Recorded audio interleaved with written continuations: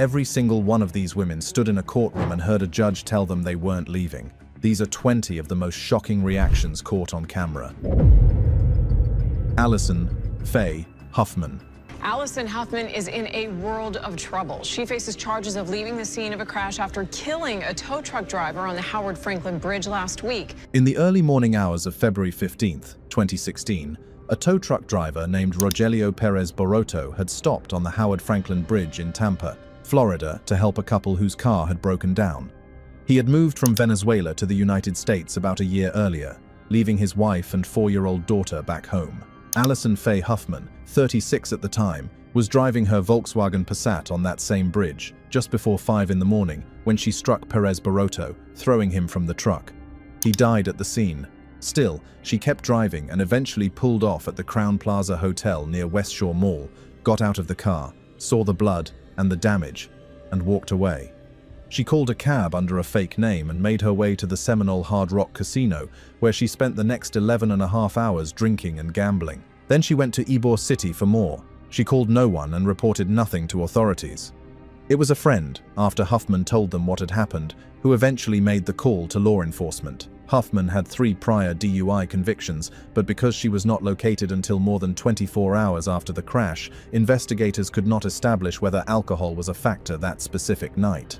She pleaded guilty to leaving the scene of a crash involving death.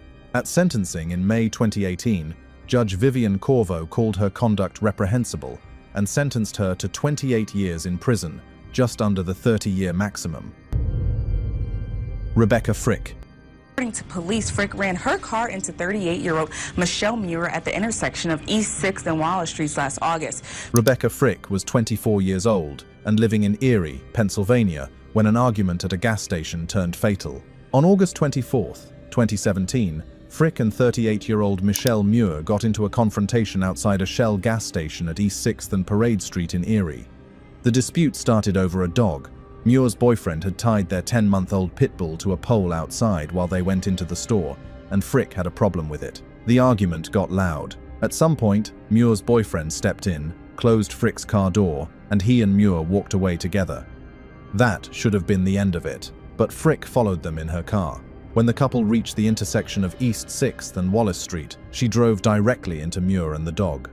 Muir's boyfriend watched it happen, and witnesses told police Frick had been screaming at them the entire time she followed them down the street. Muir was rushed to UPMC Hamot, where she died from blunt force trauma to her head. She had originally been facing 9 separate charges. Frick eventually pleaded guilty to third-degree murder, with prosecutors dropping the remaining charges as part of the agreement. At sentencing in May 2019, Judge John Trusilla made a point of putting the value of the victim's life on the record before handing down the sentence. Frick received 16 to 40 years in prison, with no parole eligibility for at least 16 years. Susan Laurent. The woman who shot and killed her Ocala neighbor will serve 25 years in prison. Susan Laurent was 58 years old and living in Ocala, Florida, and she had been in an escalating conflict with the family next door for quite some time before things turned deadly. The tensions were centered on children. Laurent had a documented pattern of harassment toward the neighborhood kids, specifically the children of 35-year-old Ajike Owens, a mother of 4. Neighbors told reporters that Laurent used racial slurs toward the children, recorded them, called police on them regularly, and was seen waving guns at them when they played nearby. On the evening of June 2, 2023, Laurent threw a roller skate at Owens's 10-year-old son, hitting him in the foot, and then swung an umbrella at him and his brother. Owens came to Laurent's front door to address what had happened. Deputies were already on their way to the address because Laurent had called 911 about trespassing. But before they could arrive, Laurent fired a single .380 caliber round through her closed, locked front door, striking Owens in the upper chest. Owens's young son was standing right beside her when the shot went off. Owens was rushed to the hospital and pronounced dead shortly after. Laurent was not arrested for 4 days while the sheriff's department evaluated whether Florida's Stand Your Ground law applied. It did not, and the sheriff called it simply a killing. Laurent was charged with manslaughter with a firearm along with additional counts. Following a week-long trial in August 2024, an all-white, 6-person jury found her guilty. In November 2024, Judge Robert Hodges stated the shooting was completely unnecessary and sentenced Laurent to 25 years in prison. Grace.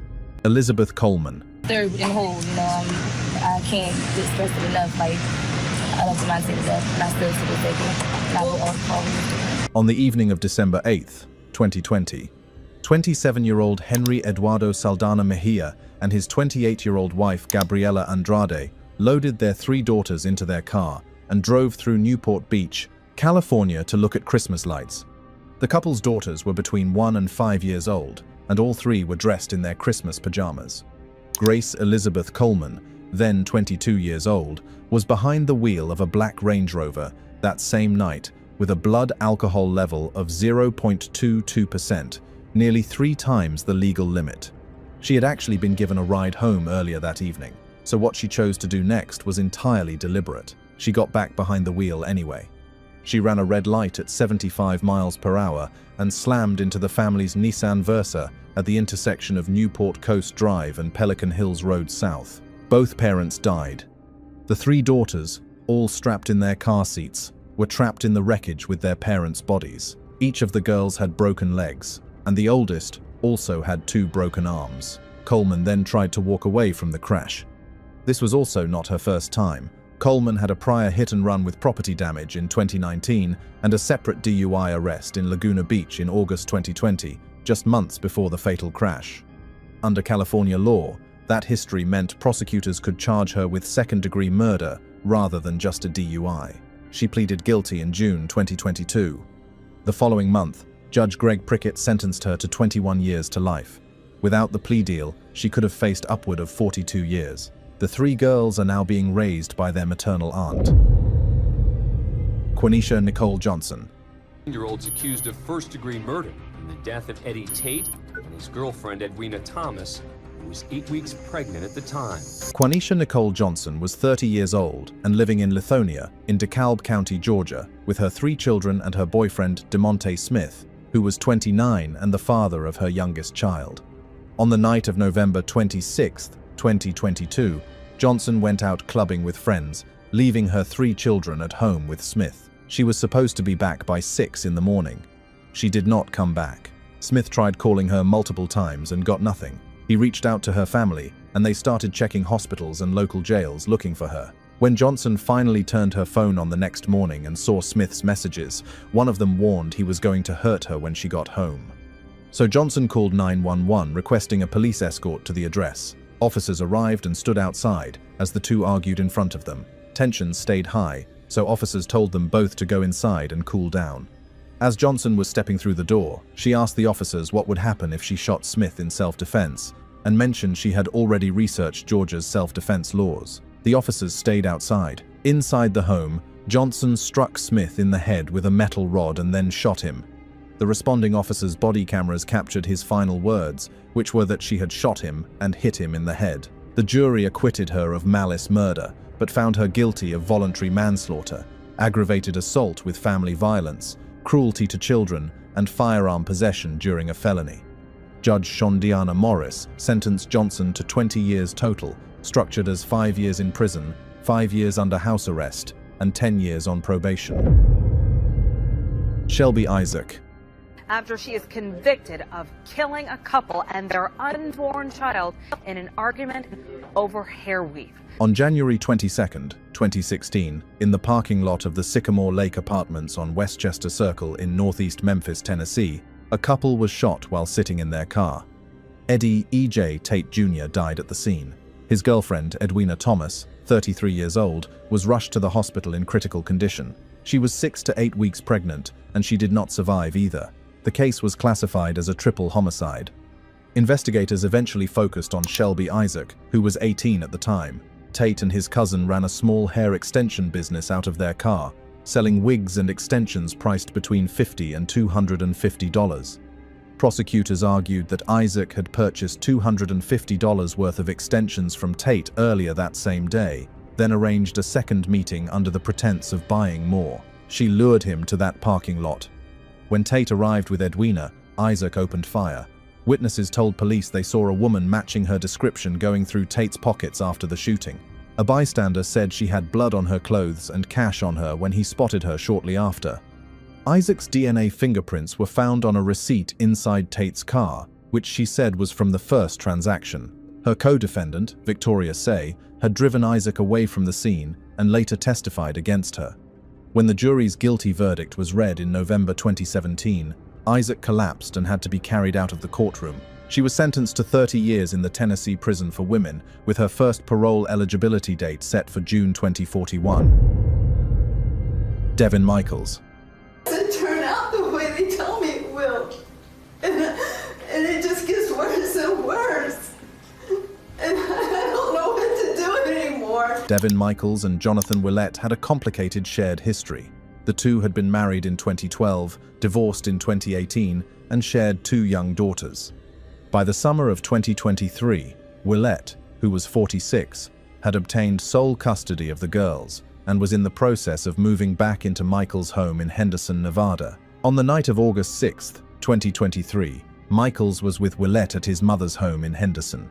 In her own admissions to detectives, she said she struck him in the head with a wooden stick while giving him a back massage and that he stopped moving. After Willett's death, Michaels used a knife and a mechanical saw to decapitate the body, then doused it in a mixture of bleach and ammonia. His head was never recovered. Police believe it was thrown in a trash bin near her northwest Las Vegas neighborhood and hauled away by waste services. When investigators searched her property, they found Willett's bloodied phone in her driveway. His wallet, identification, social security card, and car keys were hidden in a plastic bag inside her underwear drawer. There was also a separate layer to this case. At the time of the murder, Michaels was married to Devere Willett, Jonathan's adult son from a previous relationship. Prosecutors argued the motive was Willett regaining custody of their daughters. Michaels had initially pleaded guilty to second-degree murder, but withdrew that plea before sentencing, insisting she was innocent. The case went to trial, and in November 2025, a jury convicted her of first-degree murder with a deadly weapon. On January 8, 2026, she was sentenced to 28 years to life in prison. Karina Cooper. Is there any further record that we need to make on behalf of the state? No, Your Honor, thank you. Any further record we need to make? In the early morning hours of June 18, 2021, sheriff's deputies were called to a home in Traer, Iowa, in Tama County. They found Ryan Cooper dead in his recliner, with 2 gunshot wounds to the face. His wife, Karina, was sitting on top of him when officers arrived. 3 of their children had been upstairs in the home when it happened, and investigators later interviewed each of them as part of the case. No firearm was found at the scene, but a .22 caliber shell casing was recovered. For nearly 3 years, the investigation moved without a public resolution.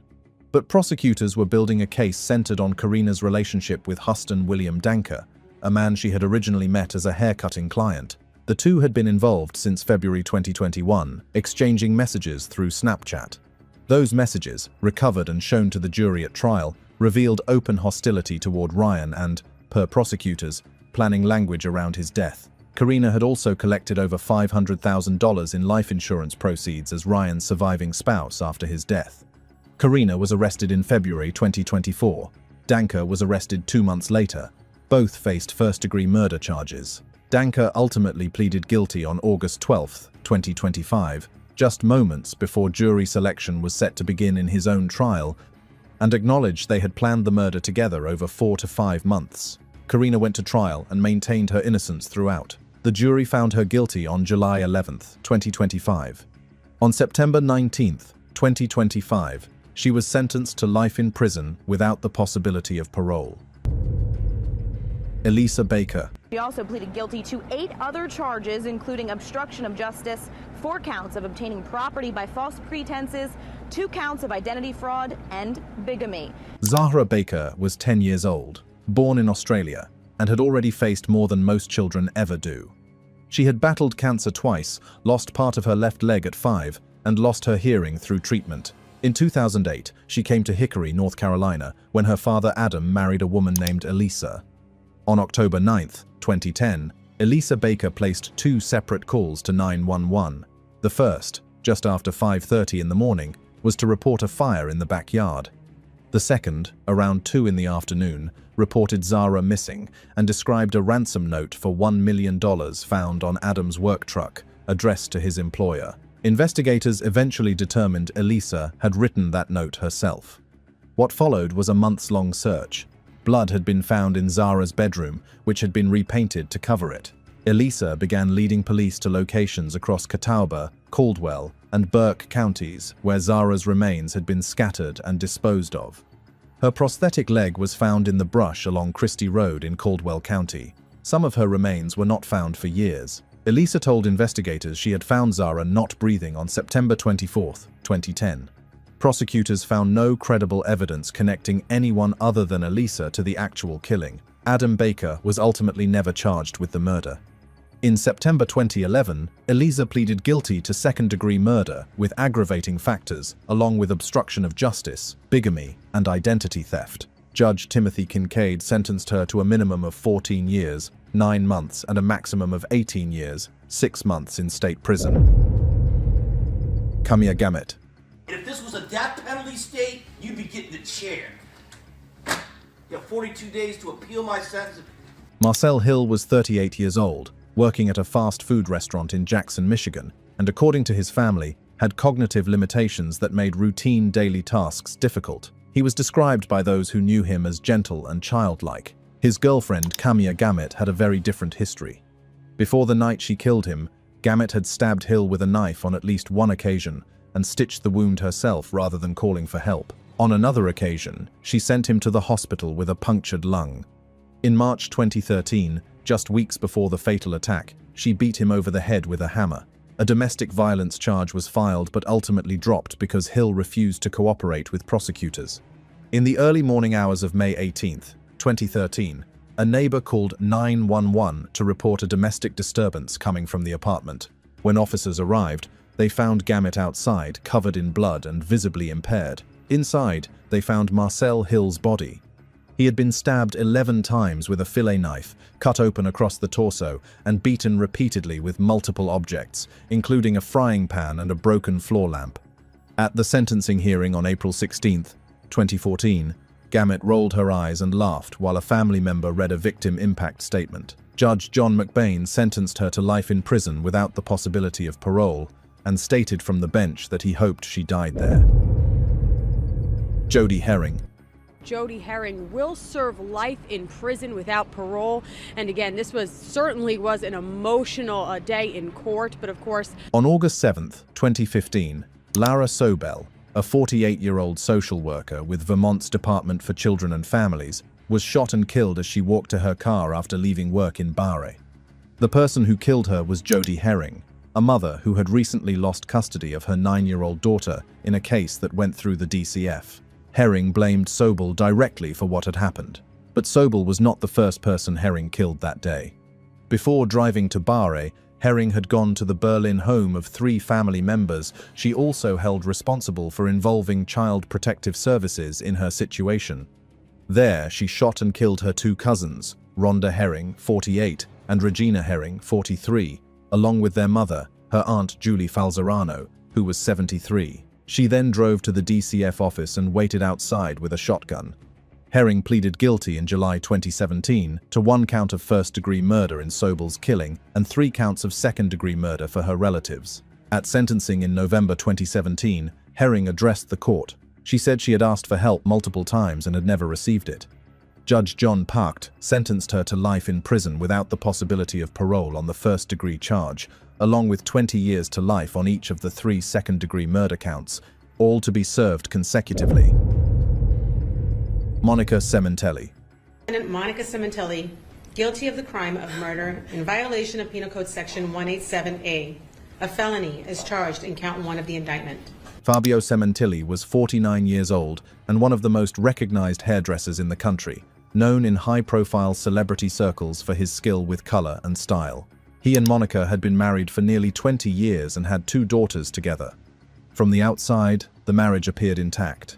Behind the scenes, it was not. Monica had been in a relationship with Robert Baker, a convicted sex offender and former adult film actor who had been teaching her marksmanship at a gun range. Together, prosecutors argued, they plotted to kill Fabio to collect on a life insurance policy worth roughly $1.5 million and to avoid a costly divorce. On January 23, 2017, Monica allegedly unlocked a door at their Woodland Hills, California home so Baker and his accomplice, Christopher Austin, could enter. Baker found Fabio sitting on his backyard patio and stabbed him multiple times, with Austin restraining him. The couple's daughter later discovered Fabio on the ground in a pool of blood, with wounds to his face, jawline, neck, chest, and thigh. Baker's DNA connected him to blood evidence at the scene. Investigators also found instructions Monica had sent Baker on how to locate the home's hidden security recording system, which had been removed after the killing. Baker pleaded guilty and was sentenced to life without parole. Austin, who served as the accomplice, received 16 years to life. Monica maintained her innocence throughout the lengthy investigation and trial. After an 8-year prosecution effort, a jury convicted her of first-degree murder with special circumstances of financial gain and lying in wait in April 2025. She was sentenced to life in prison without the possibility of parole on June 23, 2025. Cheyenne Harris. 2. We, the jury, find the defendant guilty of child endangerment causing the death of a child. On August 30, 2017, Zachary Cohen called 911 from an apartment in Alta Vista, Iowa, to report that his 4-month-old son had died. When first responders arrived, what they found in that back bedroom was unlike anything investigators in the area had encountered. Sterling Cohen had been left in a baby swing in a sweltering, closed room. His diaper had not been changed in anywhere from 9 to 14 days. His body weight had barely changed since birth. An autopsy determined he died from malnutrition, dehydration, and an E. coli infection caused by prolonged exposure to waste in the diaper, which had become so contaminated that insects had laid eggs that developed into maggots on his body. The investigation turned to both parents. Both Zachary Cohen and Sterling's mother, Cheyenne Harris, had been living in the apartment throughout the weeks the baby was dying. Investigators noted that during this period, both parents had been carrying on with their daily lives around him, leaving him alone in that back bedroom. Both were charged with first-degree murder and child endangerment resulting in death. Cohen was tried first and convicted in November 2018, receiving the mandatory life sentence without parole. Harris's trial followed in early 2019, moved to Lamars, Iowa, on a change of venue. Jurors reached their guilty verdict in about 4 hours on February 6th. At sentencing on February 19th, 2019, Harris, then 21 years old, sat quietly and showed no emotion whatsoever as Judge Richard Stockel imposed the only sentence Iowa law allows for first-degree murder. She was sentenced to life in prison without the possibility of parole. Jodi Arias has considered the nature and circumstances of the offense. On June 4, 2008, Jodi Arias killed 30-year-old Travis Alexander inside his Mesa, Arizona home. His body was not discovered until June 9th, when friends who had gone to check on him after he stopped responding found him in his shower. What they found was a scene of extreme violence.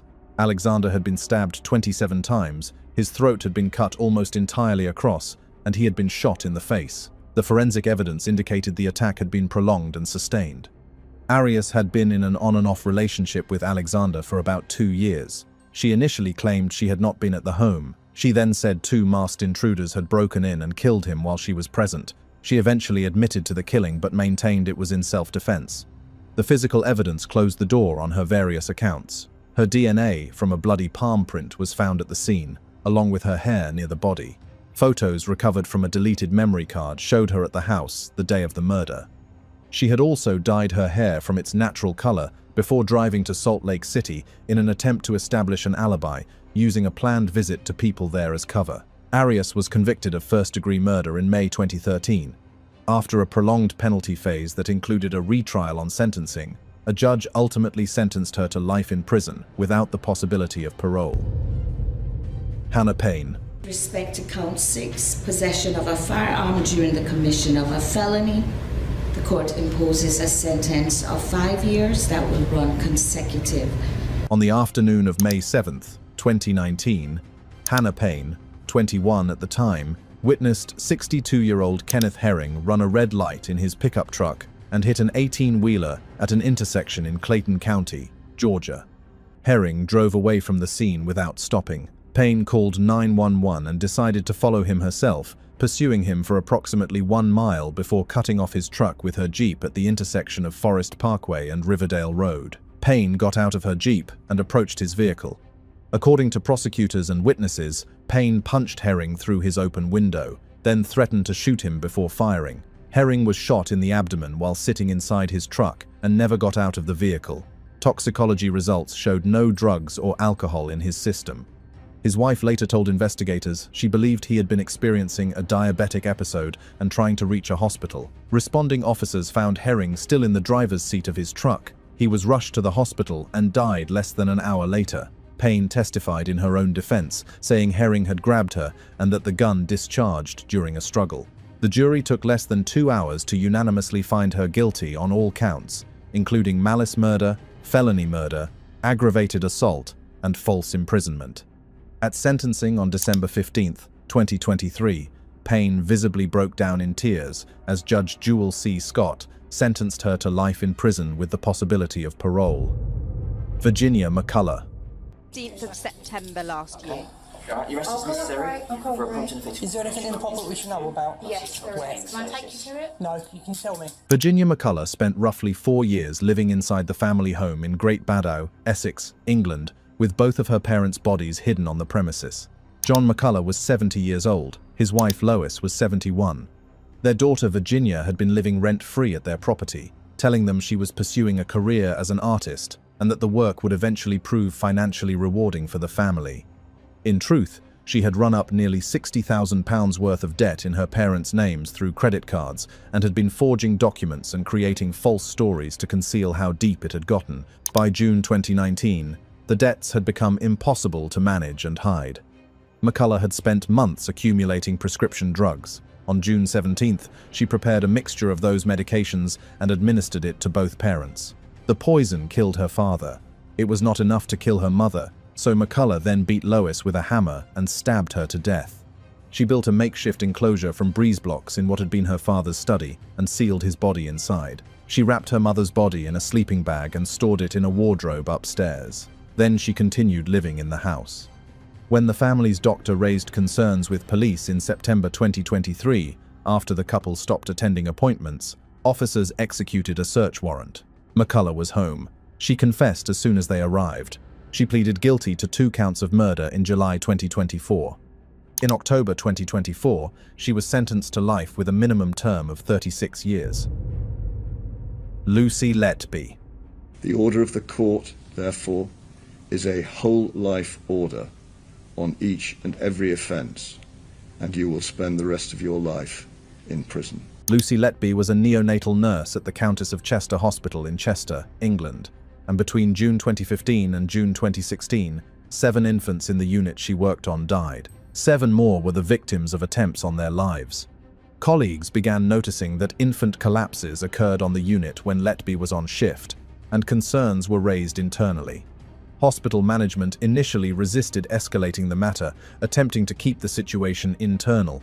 It was not until the pattern became undeniable that police became formally involved. Prosecutors argued at trial that Letby had killed infants using multiple methods, including injecting air or insulin into their bloodstreams, physically assaulting them, or force-feeding them to induce fatal episodes. The trial began in October 2022 and lasted over 10 months, making it one of the longest criminal trials in English legal history. Among the most significant evidence found during the investigation were handwritten notes at her home in which Letby wrote that she was evil, that she was a horrible person, and that she had done the things she was being accused of. She denied all charges throughout the trial. She refused to appear in the courtroom for the final sentencing hearing, and the judge ordered that she be physically brought from her cell to hear the sentence read in person. In August 2023, Letby was convicted on all 7 murder counts and 7 counts of attempted murder. She received a whole life order, meaning no possibility of release, and 14 life sentences in total. She became what prosecutors described as the most prolific child killer in modern British legal history. Taylor Parker is facing the death penalty in this trial. She is accused of capital murder and kidnapping and the death of 21-year-old Reagan Hancock and her unborn baby Brexlyn. Taylor Parker had been telling her boyfriend for months that she was pregnant. She faked ultrasound images, announced the baby's gender at a party, and kept the story running for long enough that the people around her believed it entirely.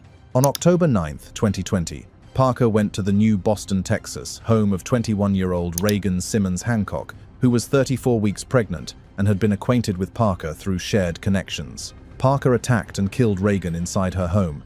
In addition to the fatal wounds, Reagan had been slashed repeatedly throughout the attack. Parker then cut the unborn baby from Reagan's womb. Reagan's 3-year-old daughter was in the home while this happened. That same morning, a state trooper pulled Parker over for speeding and erratic driving. She was sitting in the front seat, holding a newborn, with the umbilical cord still visibly attached and appearing to extend into her clothing as though she had just given birth in the car. The baby, Braxlyn Sage Hancock, was taken to a hospital in Oklahoma, where she was pronounced dead. Reagan's mother, Jessica Brooks, called 911 after discovering her daughter's body on the floor of the living room with a large abdominal wound. Parker was charged with capital murder. The sentencing phase of her trial lasted 25 days and included testimony from 142 witnesses. Prosecutors argued she posed a permanent danger and would never change. On November 9, 2022, the Bowie County jury sentenced Parker to death. When Judge John Tidwell formally read the sentence, Parker was visibly shaking and crying. He immediately instructed deputies to take her to death row. Crystal Whipple. Whipple faces numerous charges in the death of 53-year-old Annie Nockwin. This happened in December of 2018. On December 29, 2018, Crystal Whipple walked into Crystal Nails and Spa on West Flamingo Road in Las Vegas, received a $35 manicure, and then attempted to pay with a fraudulent credit card. When the transaction failed, Whipple told the salon's manager, 51-year-old Annie Nok Nguyen, that she was going to her car to get cash. Nguyen and her boyfriend followed Whipple out to the parking lot to ensure she paid.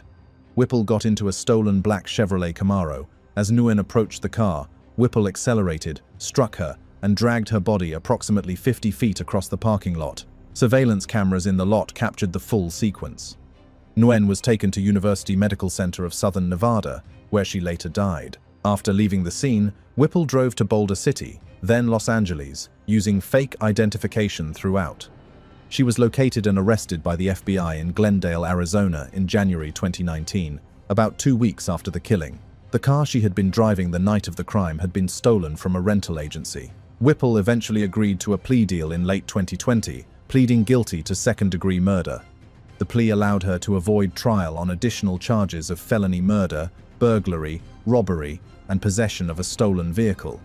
At sentencing on February 5, 2021, Judge Tierra Jones called what happened to Nguyen nothing short of a tragedy, noting that Nguyen had worked 12 to 14 hours a day, 7 days a week, as a devoted single mother who raised 3 children. Whipple was sentenced to 10 to 25 years in prison. Diana Lovejoy. They are very violent and very bizarre. Diana Lovejoy and her ex-husband, Greg Mulvihill, were in the middle of a prolonged custody dispute over their young son when things turned criminal. During the custody dispute, Lovejoy had accused Mulvihill of abusing their son, allegations the court subsequently investigated and rejected. The court instead moved toward shared custody and required her to pay Mulvihill $120,000 as his share of the family home. By the summer of 2016, Lovejoy had been involved with Weldon McDavid Jr., a firearms instructor at the range where she had been taking shooting lessons. She and McDavid together developed a plan to kill Mulvihill, motivated by the custody arrangement and the financial obligation. On the night of September 1, 2016, someone posing as a private investigator called Mulvihill and offered documents he would want to see regarding the divorce case. He was directed to a remote trail off Avenida Soledad in Carlsbad, California. Mulvihill went and brought a friend. When he reached the dark trailhead, he was shot once. The bullet entered his side and exited out his back, narrowly missing his heart. Mulvihill survived. Investigators traced the shooting back to Lovejoy and McDavid through the evidence gathered in the aftermath. Both were charged with attempted murder and conspiracy to commit murder. When the jury's verdict was read in November 2017, Lovejoy appeared to faint in her chair and had to be attended to before the courtroom could continue with the co-defendant's verdict. At sentencing on January 31, 2018, Lovejoy received 26 years to life in prison. McDavid was sentenced to 50 years to life.